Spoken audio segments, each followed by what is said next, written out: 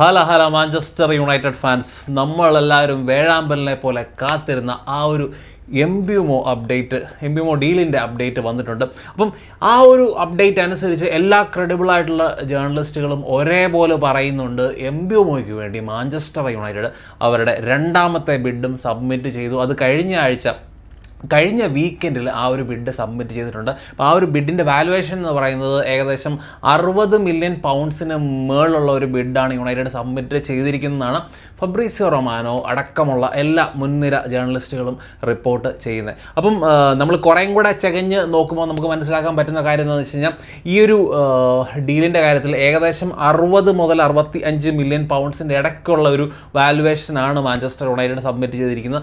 അതാണ് ആക്ച്വലി ബ്രെൻഫോർഡിൻ്റെ ആവശ്യവും അത്തരത്തിൽ ബ്രെൻഫോർഡ് ഡീല് ചെയ്യാൻ വേണ്ടി അവർക്കും സമ്മതമാണ്. പക്ഷേ അവരുടെ പ്രശ്നം എന്ന് വെച്ച് കഴിഞ്ഞാൽ അപ്പ് ഫ്രണ്ട് ഏറ്റവും ആദ്യം തുടക്കത്തിൽ നമ്മൾ കൊടുക്കുന്ന കാശെന്ന് പറയുന്നതും ഈ ഒരു ഡീലിൻ്റെ മാക്സിമം എമൗണ്ട് തുടക്കത്തിൽ കൊടുക്കണം എന്നുള്ള ഒരു ആവശ്യം ബ്രെൻഫോർഡിനുണ്ട്.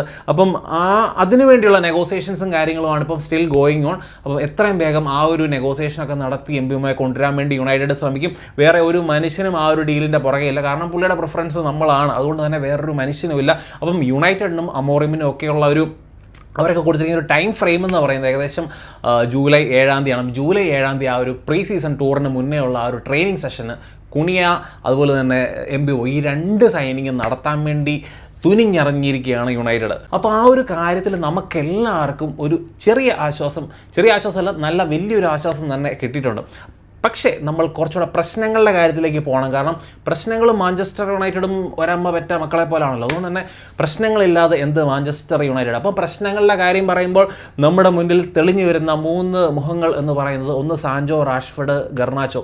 അപ്പോൾ ഈ 3 മുഖങ്ങളാണ് പ്രശ്നങ്ങളുടെ കാര്യത്തിൽ നമ്മുടെ മുന്നിൽ തെളിഞ്ഞു വരുന്നത്. അപ്പം ഒരാൾ നമുക്ക് എല്ലാവർക്കും അറിയാം, ഒരാൾ സ്വാതന്ത്ര്യ സമര സേനാനി, മറ്റേ ആളെന്ന് പറയുന്നത് ബാഴ്സലോണയ്ക്ക് വേണ്ടി ഫുട്ബോൾ കളിക്കാൻ പുള്ളിയുടെ 2 കാലുകളും ദാനം ചെയ്ത വ്യക്തി റാഷി മോൻ. പിന്നെ മൂന്നാമത് ഗർനാച്ചോ. നമുക്ക് എല്ലാവർക്കും അറിയാം ഗർനാച്ചോ നമ്മുടെ ടീം ന്യൂസുകളും യുണൈറ്റഡിലെ വളരെ ഇൻറ്റേർണൽ ആയിട്ടുള്ള കാര്യങ്ങളൊക്കെ വളരെ സീക്രട്ട് ആയിട്ടുള്ള ഇൻറ്റേർണൽ ഇഷ്യൂസും കാര്യങ്ങളും എല്ലാം മീഡിയയുടെ മുന്നിലേക്ക് എത്തിച്ചു കൊടുക്കുന്ന വ്യക്തി. അപ്പോൾ ഇങ്ങനത്തെ വലിയ പ്രശ്നങ്ങളാണ്. ഈ പ്രശ്നങ്ങളെ എന്ത് ചെയ്യും എന്നുള്ളതാണ് വേറൊരു പ്രശ്നം.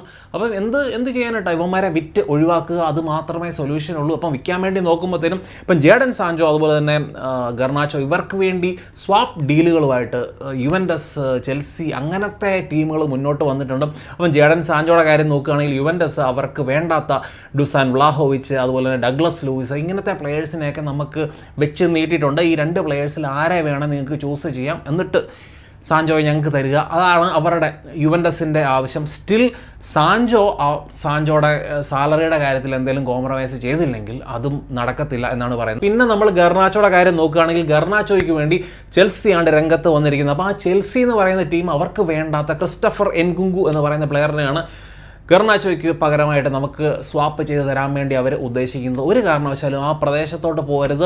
കാരണം എൻകുങ്കു എന്ന് പറയുന്ന പ്ലെയർ പെർഫോമൻസ് വൈസും അവൈലബിലിറ്റി വൈസും ഇഞ്ചുറി കാരണം അവൈലബിലിറ്റി വൈസും ഒക്കെയാണ് ഭയങ്കരമായിട്ട് മോശമാണ്. അതുകൊണ്ട് തന്നെയാണ് ചെൽസി വിറ്റ് ഒഴിവാക്കുന്നത്. അതുപോലെ തന്നെ അപ്പുറത്ത് നോക്കിയാൽ ഡുസാൻ വ്ലാഹോവിച്ച് ആണെങ്കിലും അതുപോലെ തന്നെ ഡഗ്ലസ് ലൂയിസ് ഒക്കെ ആണെങ്കിൽ അവർക്ക് വേണ്ടാത്ത പ്ലെയേഴ്സാണ്. ഇങ്ങനത്തെ വേണ്ടാത്ത കളിക്കാരെ മേടിച്ചിട്ട് നമ്മുടെ പ്ലെയേഴ്സിനെ വിൽക്കുന്നതിൽ എന്തർത്ഥമുള്ളത്? അതിഭേദം ലോണി വിടുന്ന ഒരു മനുഷ്യനും ഇല്ലെങ്കിൽ. ഇപ്പം ഈ പ്ലെയേഴ്സിൻ്റെ ഇപ്പം സാൻജോടെ ആണെങ്കിലും റാഷ്ഫോർഡിൻ്റെ ഒക്കെ ആണെങ്കിലും പ്രശ്നം. റാഷ്ഫോർഡിന് വേണ്ടി എന്ന് പറയുന്നത് ബാർസലോണ വരും എന്ന് പറയുന്നതുകൊണ്ട് ഇതുവരെയായിട്ടും വന്നിട്ടില്ല. അപ്പം ഈ സാൻജോടെ ആണെങ്കിലും റാഷ്ഫോർഡിൻ്റെ കേസാണെങ്കിലും ഇവർക്ക് 2 പേർക്കും വേജ് എന്ന് പറയുന്നത് ഭയങ്കര പ്രശ്നമാണ്. 300K എബോ ആണ് ഇവരുടെ 2 പേരുടെയും വേജസ്. സാൻജോ ആണെങ്കിൽ ഓൾമോസ്റ്റ് 200K വരെ കുറയ്ക്കാൻ തയ്യാറാണ്, അതിൽ താഴോട്ട് പോകത്തില്ല എന്നാണ് കേൾക്കുന്നത്. അത്രയും തന്നെ കുറയ്ക്കുമോ എന്നുള്ള കാര്യത്തിൽ എനിക്ക് നല്ല ഡൗട്ടുണ്ട് സാൻജോയുടെ കാര്യത്തിൽ. അപ്പോൾ സാൻജോയെ സംബന്ധിച്ച് ലാഭം എന്ന് പറയുന്നത് യുണൈറ്റഡിൽ തന്നെ സ്റ്റേ ചെയ്യുന്നത്. കാരണം ഒരു സീസണും കൂടെ പുള്ളിക്ക് കോൺട്രാക്ട് ഇവിടെ ഉള്ളൂ. അപ്പോൾ ഇവിടെ സ്റ്റേ ചെയ്ത് ഇവിടെ നിന്ന് കഴിഞ്ഞാൽ സാൻജോയ്ക്ക് 300K എന്ന് പറയുന്ന സാധനം കിട്ടും. എവിടെയെങ്കിലും ലോണിൽ പോയാൽ തന്നെ പുള്ളിക്ക് 300K എന്താണെങ്കിലും കവർ ചെയ്യും. പുള്ളിയുടെ ആ ഒരു ഫുൾ എമൗണ്ട് എന്ന് പറയുന്നത് 300K എന്ന് പറയുന്നത് യുണൈറ്റഡും കൂടെ കാശ് ഇട്ടിട്ട് അത് കവർ ചെയ്ത് 1 വർഷം ആ കാശും കൂടെ കിട്ടും എന്നുള്ള എന്നുള്ള ഒരു വലിയ അഡ്വാൻറ്റേജ് പുള്ളിക്കുണ്ട്. അതുകൊണ്ടാണ് പുള്ളി ഈ കാശിൻ്റെ കാര്യത്തിൽ, വേജിൻ്റെ കാര്യത്തിൽ വലിയൊരു കുറവെടുത്ത് വേജ് കട്ട് മേടിച്ച് പോകാൻ വേണ്ടി പുള്ളി തയ്യാറാകാത്തത്. റാഷ്ഫോർഡ് ആണെങ്കിൽ പുള്ളി ബാർസലോണ വരികയാണെങ്കിൽ പുള്ളി ഏജ് കട്ട് മേക്ക് ചെയ്യാൻ തയ്യാറാണ്. പക്ഷേ ബാക്കിയുള്ള ടീമുകളുടെ മുന്നിൽ പുള്ളി വേജിൻ്റെ കാര്യത്തിൽ വലിയ കുറവ് വരുത്തും എന്നും തോന്നുന്നില്ല. അതുകൊണ്ടാണ് ബാക്കി ടീമുകളെല്ലാം പേടിച്ച് മാറി നിൽക്കുന്നത്. പക്ഷേ ട്രാൻസ്ഫർ വിൻഡോ മുന്നോട്ട് പോകുന്നതനുസരിച്ചും അതുപോലെ തന്നെ ബാർസലോണ വലിയ ഇൻട്രസ്റ്റ് കാണിച്ച്, കോൺക്രീറ്റ് ആയിട്ടുള്ള ഇൻട്രസ്റ്റ് കാണിച്ച് മുന്നോട്ട് വന്നില്ലെങ്കിൽ ബാക്കിയുള്ള ടീമുകൾ വരും. അതനുസരിച്ച് പുള്ളി വേജ് കട്ട് നടത്തിയാൽ മാത്രം പുള്ളിക്ക് എന്താണെങ്കിലും പ്രീമിയർ ലീഗിൽ വേറെ ഏതെങ്കിലും ടീമുകളിലോട്ട് പോകാം എന്ന് തന്നെയാണ് എൻ്റെ വിശ്വാസം. പിന്നെ ഗർനാച്ചോയുടെ കാര്യത്തിൽ ഒത്തിരി ഇൻട്രസ്റ്റ് വരുന്ന നാപ്പോളി പോണക്കത്തെ ടീം എന്തായാലും പ്രീമിയർ ലീഗിൽ നിന്ന് പുറത്ത് ഇവൻ പോയി നിൽക്കുന്നത്, അവിടെ പെർഫോം ചെയ്യുന്നതാണ് എനിക്ക് താല്പര്യം. പക്ഷേ പുള്ളിയുടെ താല്പര്യം എന്ന് പറയുന്നത് പ്രീമിയർ ലീഗിൽ തന്നെ സ്റ്റേ ചെയ്ത് യുണൈറ്റഡിനെ നാണം കെടുത്തണം, യുണൈറ്റഡിനെതിരെ ഭയങ്കരമായിട്ട് പെർഫോം ചെയ്യണം എന്നാണ് പുള്ളിയുടെ ആഗ്രഹം. അപ്പോൾ എന്താണ് ഈ പ്ലേയേഴ്സിനെയൊക്കെ നോക്കിയാൽ ഇവരുടെ ഏറ്റവും വലിയ പ്രശ്നം എന്ന് പറയുന്നത് ടാലൻറ്റിനേക്കാളും ഇവരുടെ പ്രശ്നം എന്ന് പറഞ്ഞാൽ മെൻറ്റാലിറ്റി, ആറ്റിറ്റ്യൂഡാണ് ഇവരുടെ ഏറ്റവും വലിയ പ്രശ്നം.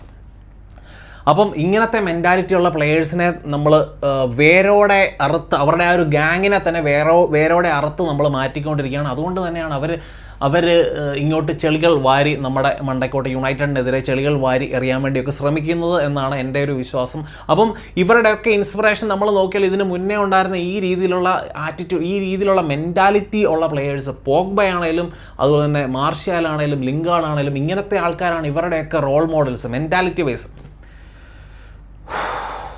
അപ്പോൾ എത്ര ടാലൻ്റ് ഉണ്ട് എന്ന് പറഞ്ഞാലും ആറ്റിറ്റ്യൂഡ് എന്ന് പറയുന്നത് ഭയങ്കര ഇമ്പോർട്ടൻ്റ് ഒരു കാര്യമാണ്. അപ്പോൾ ഇങ്ങനത്തെ ആറ്റിറ്റ്യൂഡുള്ള മനുഷ്യർ നമ്മുടെ ക്ലബ്ബിൽ വേണ്ട. ഇവർ വരുന്ന ജനറേഷനിലുള്ള കളിക്കാർക്കും അവർ മോഡലായി മാറും. അങ്ങനത്തെ ആൾക്കാരെ പിന്നെ നമ്മൾ വിൽക്കാൻ വേണ്ടി ഓടി നടക്കേണ്ടി വരും. അങ്ങനെ നമ്മൾ വിൽക്കാൻ വേണ്ടി നമ്മൾ നടക്കുമ്പോഴും നമ്മളെ പുറകിൽ നിന്ന് കുത്താൻ വേണ്ടി ഇവരൊക്കെ ശ്രമിക്കും. അതുകൊണ്ട് തന്നെ ഈ ഗാങ്ങിനെ ഇവിടെ വെച്ച് അവസാനിപ്പിക്കുക. ഇപ്പോൾ ഔട്ട് ഗോയിങ്സിൻ്റെ കാര്യത്തിൽ ഈ 3 പേരുകൾ കഴിഞ്ഞു കഴിഞ്ഞാൽ നമ്മൾ പിന്നെ പറയേണ്ട പേര് ആൻ്റണിയുടെ പേരാണ്. അപ്പം ശരിക്കും ആൻ്റണിയുടെ കാര്യം നോക്കുകയാണെങ്കിൽ ആൻ്റണി ആറ്റിറ്റ്യൂഡ് വൈസ് ഈ പ്ലേയേഴ്സും ഒക്കെ ആയിട്ട് കമ്പയർ ചെയ്യുമ്പോൾ ബെറ്ററാണ്. അത് മാത്രമല്ല പുള്ളി റയൽ ബെറ്റിസിൽ പോയിട്ട് പുള്ളി പെർഫോം ചെയ്തിട്ടുണ്ട്. പുള്ളി സാലറി കട്ട് മേടിക്കാൻ, പുള്ളിയുടെ 150K പെർ വീക്ക് എന്തോണ് സാലറി. അപ്പോൾ അതിൽ നിന്ന് പിന്നെയും കട്ട് സാലറി കുറയ്ക്കാൻ പുള്ളി തയ്യാറാണ്. പക്ഷേ പുള്ളിയുടെ പ്രൈസ് മീറ്റ് ചെയ്യാൻ റയൽ ബെറ്റിസ് തയ്യാറല്ല. കാരണം അവരുടെ പൈസ ഇല്ല. വേറെ ടീമുകളൊന്നും കോൺക്രീറ്റ് ആയിട്ട് ഇതുവരെയായിട്ട് മുന്നോട്ട് വന്നിട്ടില്ല. പക്ഷേ നമ്മൾ ആൻ്റണിയുടെ കാര്യം നോക്കിയാലും പുള്ളി സ്പെയിനിൽ അല്ലെങ്കിൽ റയൽ ബെറ്റിസിൽ സെറ്റിലിൻ ആകാനാണ് പുള്ളിക്ക് താല്പര്യം. അപ്പം വരും ദിവസങ്ങളിൽ നല്ല കോൺക്രീറ്റ് ആയിട്ടുള്ള ഓഫർ വരും, അല്ലെങ്കിൽ വേറെ ഏതെങ്കിലും നല്ല ടീമുകൾ കോൺക്രീറ്റ് ആയിട്ട് ഓഫർ ആൻ്റണിക്ക് വേണ്ടി വരും എന്നുള്ള നല്ല പ്രതീക്ഷ എനിക്കുണ്ട്. അപ്പം ആൻ്റണി ആ രീതിയിൽ പോട്ടെ. പിന്നെ നമ്മളെല്ലാവരും വിറ്റ് ഒഴിവാക്കാൻ ആഗ്രഹിക്കുന്ന ആന്ദ്രെ ഒനാന എന്ന് പറയുന്ന നമ്മുടെ ഗോൾ കീപ്പറിന് വേണ്ടി ഇതുവരെയായിട്ടും ആരും മുന്നോട്ട് വന്നിട്ടില്ല. ഇടയ്ക്ക് മൊണക്കോടെ പേരൊക്കെ പറയുന്നുണ്ടായിരുന്നു. പക്ഷേ ഇതുവരെയായിട്ടും അങ്ങനെ കോൺക്രീറ്റ് ആയിട്ടുള്ളൊരു ഡീൽ അല്ലെങ്കിൽ ഒരു വിശ്വസനീയമായിട്ടുള്ളൊരു ഡീലോ കാര്യങ്ങളോ അല്ലെങ്കിൽ ഒരു എൻക്വയറി പോലും മുന്നോട്ട് വന്നിട്ടില്ല. അപ്പം കൂടുതൽ റിപ്പോർട്ട്സ് പറയുന്നത് ഒനാനയ്ക്ക് ഇവിടെ സ്റ്റേ ചെയ്യണം, അമോറിമിൻ്റെ വിശ്വാസം പ്രാപിച്ച് അമോറിമിൻ്റെ വിശ്വാസമൊക്കെ നേടി ഇവിടെ നിൽക്കണം എന്നാണ് ഒനാനയുടെ ആഗ്രഹം എന്നാണ് കേൾക്കുന്നത്. അപ്പം അതിൻ്റെ ഇടയ്ക്ക് നമുക്ക് എല്ലാവർക്കും അറിയാം ആസ്റ്റൺ വില്ലയുടെ ദിബു മാർട്ടിനസുമായിട്ട്, അവരുടെ ഗോൾ കീപ്പറായിട്ടുള്ള ദിബു മാർട്ടിനസുമായിട്ട് നമ്മളെ ലിങ്ക് ചെയ്യുന്നുണ്ടായിരുന്നു. ദിബു മാർട്ടിനസിന് വേണ്ടി ആസ്റ്റൺ വില്ല ചോദിക്കുന്ന വില എന്ന് പറയുന്നത് ഏകദേശം 30-35 മില്യൺ പൗണ്ട്സോളമാണ്. അപ്പം അത്രയും കാശ് കൊടുത്ത് 32 വയസ്സുള്ള ദിബു മാർട്ടിനസിനെ മേടിക്കുന്നതിനോട് എനിക്ക് താല്പര്യമില്ല. അത് മാത്രമല്ല Dibu Martinez premier league prove ആണ്. എന്താണേലും ഒനാന പോവുകയാണെങ്കിൽ ഒനാനയായിട്ട് കമ്പയർ ചെയ്യുമ്പോൾ ഒരു അപ്ഗ്രേഡ് തന്നെയാണ് ദിബു മാർട്ടിനസ്. പക്ഷേ നമ്മൾ 32 വയസ്സുള്ള ഈ ഒരു പ്ലെയറിനെ അത്രയും കാശ് കൊടുത്ത് മേടിക്കേണ്ട കാര്യമില്ല. അത് മാത്രമല്ല കുറച്ച് എറർ പ്രോൺ ആണ് പുള്ളി.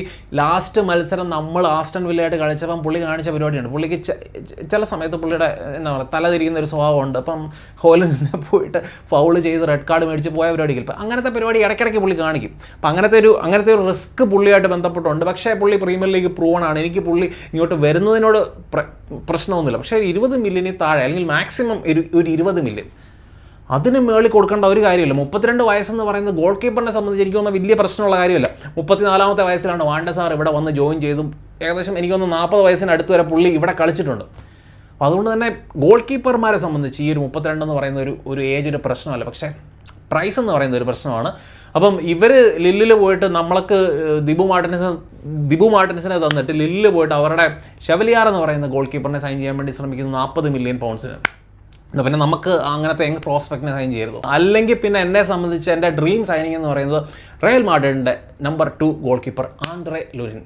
ആന്ദ്രെ ലുനിൻ എന്ന് പറയുന്നത് എന്നെ സംബന്ധിച്ച് ഡ്രീം സൈനിങ് ആണ്. അങ്ങനത്തെ ഒരു സൈനിങ് 26 വയസ്സുള്ള പ്ലെയർ വരിക, പ്രൂവൺ ആയിട്ടുള്ള പ്ലെയർ, ചാമ്പ്യൻസ് ലീഗിലൊക്കെ കളിച്ച് പ്രൂവൺ ആയിട്ടുള്ള പ്ലെയറാണ്.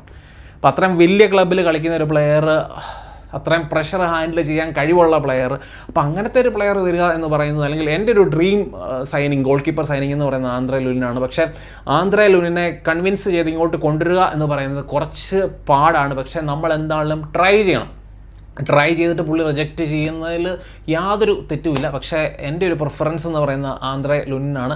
നമ്മുടെ ഗോൾ കീപ്പർ ഒനാനെ പോവുകയാണെങ്കിൽ ലുനിന് വേണ്ടി തന്നെ നമ്മൾ പോകണം എന്നാണ് എൻ്റെ ഒരു ഏറ്റവും ഫേവറേറ്റ് എന്ന് പറയുന്നത് പുള്ളി തന്നെയാണ്. അപ്പോൾ ഇത്രയൊക്കെയാണ് എനിക്ക് പറയാനുള്ളത്. അപ്പോൾ നിങ്ങളുടെ അഭിപ്രായങ്ങൾ നിങ്ങൾ അറപ്പ് കൂടാതെ മടി കൂടാതെ ചെന്നമിനം കമൻസ് ആയിട്ട് ഇടുക. ബൈ.